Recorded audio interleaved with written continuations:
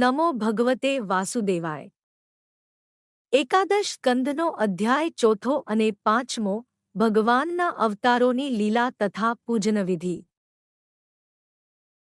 નિમિ કહે છે, હે મહર્ષિઓ, ભગવાન અવતાર ધરીને જે ચરિત્રો કરે છે અને કરશે તે મને કહો। દ્રુમિલ કહે છે, યો વા અનંતસ્ય ગુણાનંતાનુક્રમેશન સતુ બાલબુદ્ધ્યા રજાંસી ભૂમેર્ગણ્યેત કથંચિત કાલે નૈવાખિલ શક્તિધામના।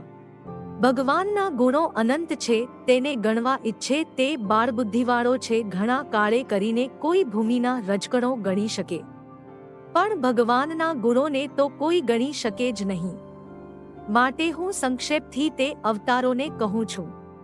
પ્રથમ તે ભગવાન પુરુષ નામે થયા, જેણે જગતની સૃષ્ટિ માટે રજોગુણ વડે બ્રહ્માને સર્જ્યા, પાલન કરવા માટે સત્વગુણ વડે વિષ્ણુને સર્જ્યા અને નાશ માટે શિવને જેણે સર્જ્યા તે પુરુષાવતાર જાણવો। પછી ધર્મની મૂર્તિ નામની પત્નીમાં નર અને નારાયણ આ બે રૂપે ભગવાન જન્મ્યા હતા અને બદ્રિકાશ્રમમાં રહીને આજે પણ તપ કરે છે। આ તપથી મારું સ્વર્ગ લઈ લેશે આમ માનીને ભગવાનને તપથી પાડવા માટે ઇન્દ્રે કામદેવને મોકલ્યો। કામદેવે અપ્સરાઓને ભગવાન પાસે મોકલી તે જોઈને નારાયણે જાણ્યું આ ઇન્દ્રનું કામ છે। ભગવાને પછી અપ્સરાઓને કહ્યું, તમે ભય રાખશો નહીં, મારું આતિથ્ય સ્વીકારીને જાઓ। એમ કહીને ભગવાને અદ્ભુત રૂપવાળી સ્ત્રીઓને સર્જીને દેખાડી। તે જોઈને કામદેવ તેના સુગંધથી મોહ પામ્યો। પછી ભગવાને હસતા હસતા કામદેવને કહ્યું, તારે જોઈએ તો આમાંથી એક સ્ત્રીને લઈ જા। પછી કામદેવ ઉર્વશી અપ્સરાને સ્વર્ગમાં લઈ ગયો। પછી તે ઈશ્વરે દત્ત, હંસ, સનતકુમાર અને ઋષભ રૂપે થઈને અધ્યાત્મયોગ કહ્યો હતો। હયગ્રીવ રૂપે થઈને મધુ દૈત્યને મારીને તેની પાસેથી વેદો લાવ્યા હતા। મત્સ્ય રૂપે થઈને મનુ, પૃથ્વી અને ઔષધિઓનું રક્ષણ કર્યું। વરાહ અવતારમાં હિરણ્યાક્ષ માર્યો। કચ્છાવતારમાં સમુદ્ર મંથન સમયે મંદરાચળ ધાર્યો હતો। હરિ અવતારમાં ગજેન્દ્રને ઝૂડથી મુક્ત કર્યો। નૃસિંહાવતારમાં હિરણ્યક્ષિપુને માર્યો। વામનાવતારમાં બળી પાસેથી પૃથ્વીને લઈને ઇન્દ્રને આપી। પરશુરામે પૃથ્વી નિઃક્ષત્રિય કરી। રામરૂપે થઈને રાવણને માર્યો। એ જ ભગવાન યાદવોમાં જન્મીને દુષ્કર કાર્યો કરશે। એ જ ભગવાન બુદ્ધરૂપે થઈને અસુરોને મોહ પમાડશે। પછી કળિયુગમાં કલ્કીરૂપે થઈને શૂદ્રપ્રાય થયેલા રાજાનો નાશ કરશે। આ રીતે ભગવાનના જન્મો અને કર્મો મેં તમને કહ્યા। ચમસ કહે છે, જે જનો પરમાત્માને નથી ભજતા અને સામું તેની અવજ્ઞા કરે છે તે જનો અધોગતિ પામે છે।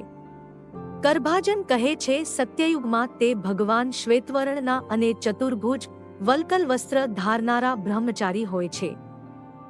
તે સમયે મનુષ્યો શાંત અને નિર્વૈર થકા પ્રભુની પૂજા કરે છે। સત્યયુગમાં ભગવાન હંસ, સુપર્ણ, વૈકુંઠાદિ નામે કહેવાય છે। ત્રેતાયુગમાં તે ભગવાન લાલવર્ણના અને ચાર ભુજાવાળા હોય છે। વૈદિક જનો 3 વેદના મંત્રોથી તેની પૂજા કરે છે। ત્રેતાયુગમાં વિષ્ણુ, યજ્ઞ અને ઉરુક્રમાદિ નામે કહેવાય છે। દ્વાપરમાં શ્યામ વર્ણના હોય છે। તે સમયે મહારાજાના લક્ષણોવાળા તે ભગવાનને મનુષ્યો વેદ વિધિથી પૂજે છે અને તે નારાયણ અને પુરુષાદિ નામે કહેવાય છે। કળિયુગમાં શ્યામ વર્ણવાળા શ્રીકૃષ્ણને કીર્તન ભક્તિથી પૂજે છે। હે રાજન, ગુણગ્રાહી પુરુષો તો કળિયુગને શ્રેષ્ઠ માને છે। કળીમાં નામકીર્તનથી જ સર્વ સ્વાર્થ સિદ્ધ થાય છે। કૃતાદિષુ પ્રજા રાજન કલાવિચ્છન્તિ સંભવમ કલો ખલુ ભવિષ્યન્તિ નારાયણાપ્રાયણાઃ। સત્યયુગાદિ યુગોની પ્રજા કળિયુગમાં જન્મને ઈચ્છે છે, કારણ કે કળિયુગમાં મનુષ્યો નારાયણ પરાયણ થશે। જે ભગવાનને ભજે છે તેનું પાપ ભગવાન હૃદયમાં રહીને નાશ કરે છે। નારદ કહે છે, હે વસુદેવ, આ પ્રમાણે મિથિલાપ્તિએ ધર્મોને સાંભળીને યોગેશ્વરોની પૂજા કરી।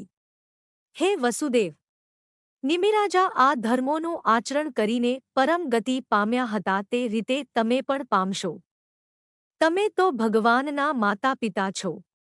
તમારા યશથી આખું જગત ભરેલું છે. તમે કૃષ્ણમાં પુત્રબુદ્ધિ ન કરશો, કારણ કે તે પરમાત્મા છે. નારદના મુખથી આ વાત સાંભળીને દેવકી અને વસુદેવને વિસ્મય થયો અને મોહનો ત્યાગ કર્યો. આ ઇતિહાસ જે સાંભળે તે આ દેહે જ બ્રહ્મરૂપ થશે. એકાદશ સ્કંદનો ચોથો અને પાંચમો અધ્યાય સંપૂર્ણ.